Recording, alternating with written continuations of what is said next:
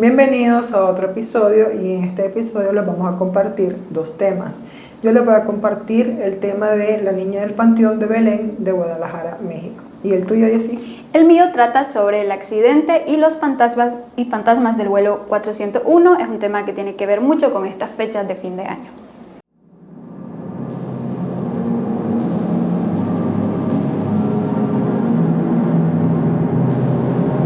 Bueno, empecemos con los temas y yo les voy a compartir la leyenda de la niña del Panteón de Belén de Guadalajara, México. Bueno, se dice que en el corazón de Guadalajara, donde las sombras de la historia se entrelazan con la vida cotidiana, se alza el Panteón de Belén, un lugar donde el tiempo parece haberse detenido, permitiendo que las leyendas susurren entre sus muros y lápidas. Este cementerio, cargado de una atmósfera solemne y misteriosa, guarda secretos que solo la noche parece conocer. Entre estas historias, una destaca su melancolía y profundidad, la leyenda de la niña del Panteón. Cuentan los viejos relatos que hace muchas décadas una familia se reunió en el cementerio para despedir a un ser querido. Era una tarde gris en la que el cielo, cubierto de nubes densas, acompañaba el dolor de los presentes. Entre ellos, una pequeña de apenas 7 años caminaba de la mano de su madre, observando con ojos grandes y curiosos el ritual que se desarrollaba a su alrededor. La niña, ajena al peso del duelo que inundaba el ambiente, no entendía del todo el significado de aquel acto solemne. Bueno, resulta que la niña suelta la mano de su madre y empieza a caminar por el cementerio. Sus pasos la llevaron lejos del cortejo, hasta una tumba abierta, lista para recibir al difunto del día. El destino, en su cruel ironía, hizo que la niña perdiera el equilibrio. En un instante cayó dentro de la fosa, golpeándose la cabeza contra las duras paredes.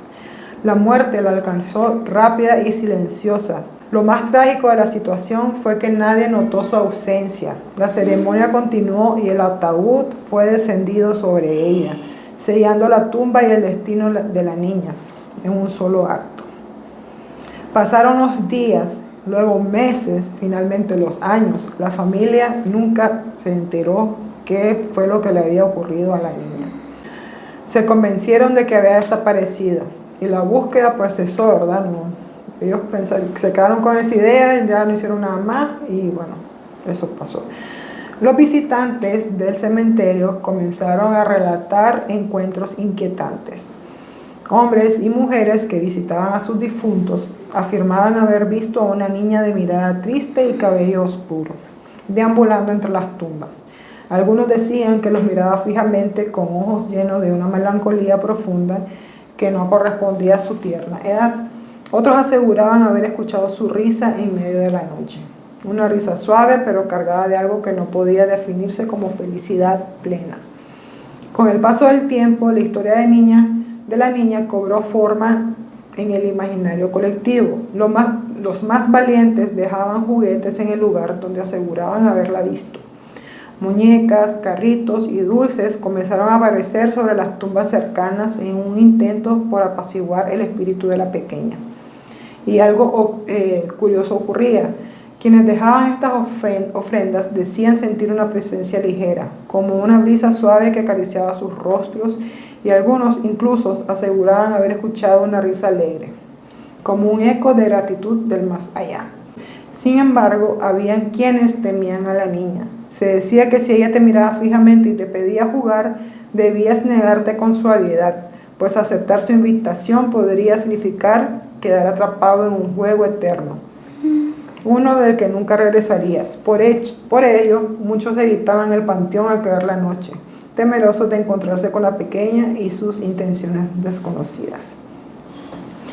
La leyenda se extendió más allá de las fronteras de Guadalajara. Visitantes de otros lugares comenzaron a acudir al Panteón de Belén, deseosos de conocer la historia de la niña. Algunos decían sentir una atmósfera distinta al entrar al cementerio, como si una tristeza antigua impregnara el aire. Otros afirmaban que al depositar juguetes en las tumbas sentían un alivio inexplicable, como si un peso invisible se levantara de sus hombros. La verdad que está triste la historia, muy desafortunado, ¿no? Como decís, es una leyenda, pero como digo, sí existen este tipo de accidentes que sí pueden pasar. Sí, está muy interesante ese tema. Bueno, como dije anteriormente, mi tema se llama El accidente y los fantasmas del vuelo 401.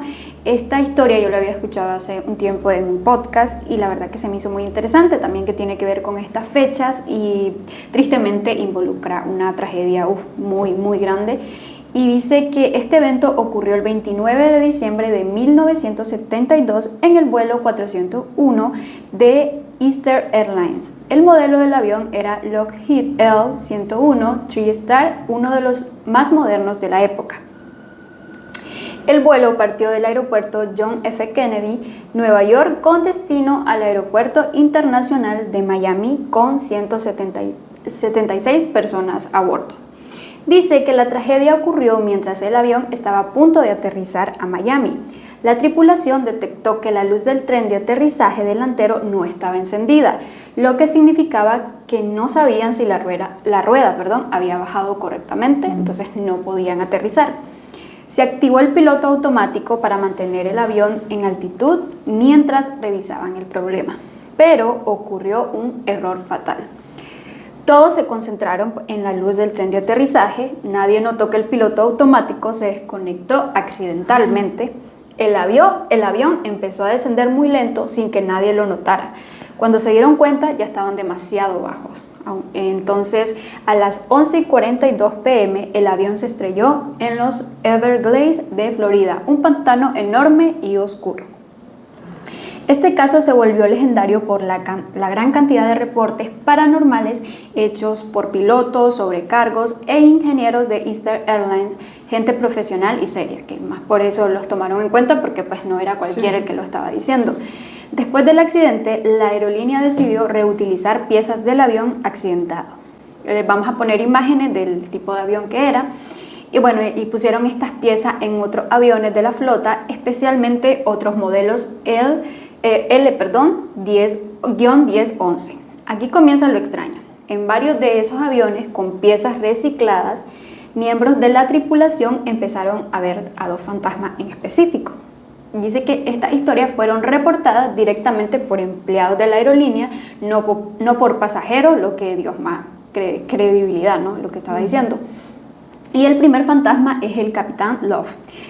Una sobrecargo vio a un capitán uniformado sentado en un asiento de primera clase.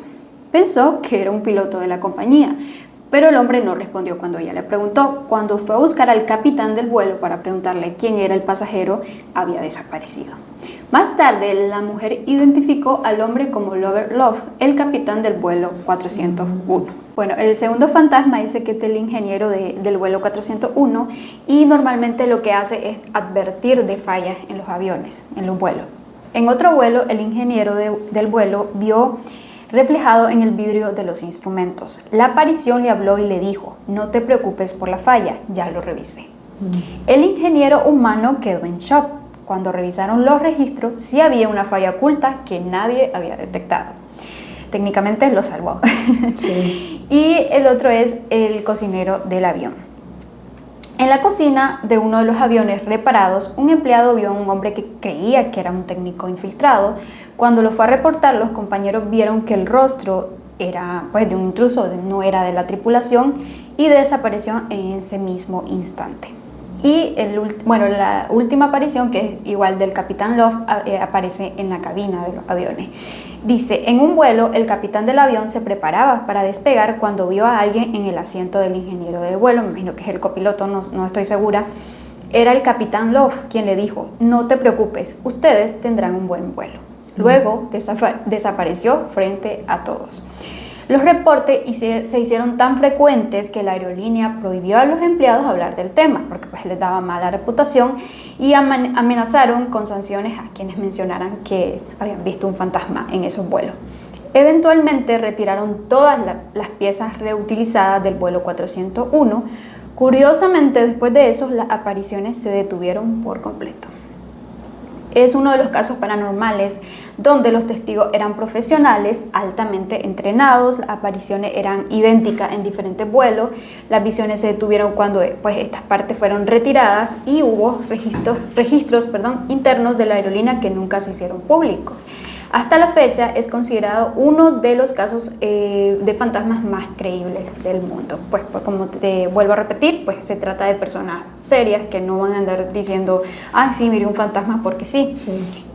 Lo mismo pasa con estas personas que trabajan en la medicina, los doctores, las enfermeras. Si ellos ven cosas, no van a venir a mentir, va a decir, ah, es que vi un fantasma, y cuando no fue así, no, si lo vieron, porque son gente de ciencia, normalmente creen más en la ciencia, en lo lógico, por así decirlo, entonces por eso es que se toman más en cuenta como este tipo de relatos de personas pues profesionales y digamos científicos, ¿no? Y bueno, este es mi tema, la verdad que de hace rato lo quería tocar en el canal, es muy interesante, la verdad se me hizo pues igual, volvemos a lo mismo. Cuando suceden estas tragedias, claro que va a quedar algo pues terrible ahí, una mala energía, más en estos pantanos, que he escuchado que pues en Miami, en Florida, son muy frecuentes, son muy famosos pues, estos pantanos. Y pues no quise como que entrar mucho en el accidente, pero sí, según lo que escuché en el podcast, fue muy terrible la escena, porque cuando ellos cayeron era oscuridad total, y las personas que sobrevivieron, porque sobrevivieron 73 personas, tristemente muchos estaban quemados, o sea, era una escena de película de terror, literal. Ay, y sí, pero en la vida real, y también una persona, no sé qué era lo que hacía, o sea, andaban cerca del pantano, y pues él ayudó a estas personas, muchas de las personas, salvó vidas, hasta ganó un premio. Era una persona normal, pues no era un rescatista, y estuvo ahí, o sea, rescatando a las personas, y pues bueno, eso. Uy, qué miedo. Bueno, yo ya había, pues hemos escuchado ahora que hay objetos que guardan energía, pero hemos escuchado que energía negativa más que todo. Pero primera vez que escucho de que esto que reutilizaron partes de este avión pues en otros, y que salían estos fantasmas, por así decirlo, pero como para ayudarlos. Sí, exactamente, para advertirles, miren, está pasando algo aquí, o incluso en este relato que dice que ni sabían que había una falla técnica y él la reparó. Sí, en realidad se me hace muy bonito, por esta parte muy triste porque perdieron la vida ellos, pero tristemente pues los errores humanos existen, y fue un error humano porque según lo que tengo entendido, la luz si estaba funcionando bien, no sé qué fue lo que falló. Y bueno, ese fue mi tema. Como siempre, ya saben que nosotros tenemos un correo electrónico, el correo es vienedenochepodcast@gmail.com. Ustedes pueden enviar sus historias de manera escrita o con un audio de 7 minutos, igual siempre estaremos recibiéndolas, estaremos contando historias de terror. Bueno, y recuerden suscribirse al canal de YouTube y escuchar los nuevos episodios en Spotify que están en formato audio. También recordarles que nos pueden seguir en nuestras redes sociales, estamos en Facebook, Instagram y TikTok. Y bueno, como este es nuestro último video del año, les deseamos un próspero año nuevo. Nos vemos en el próximo episodio.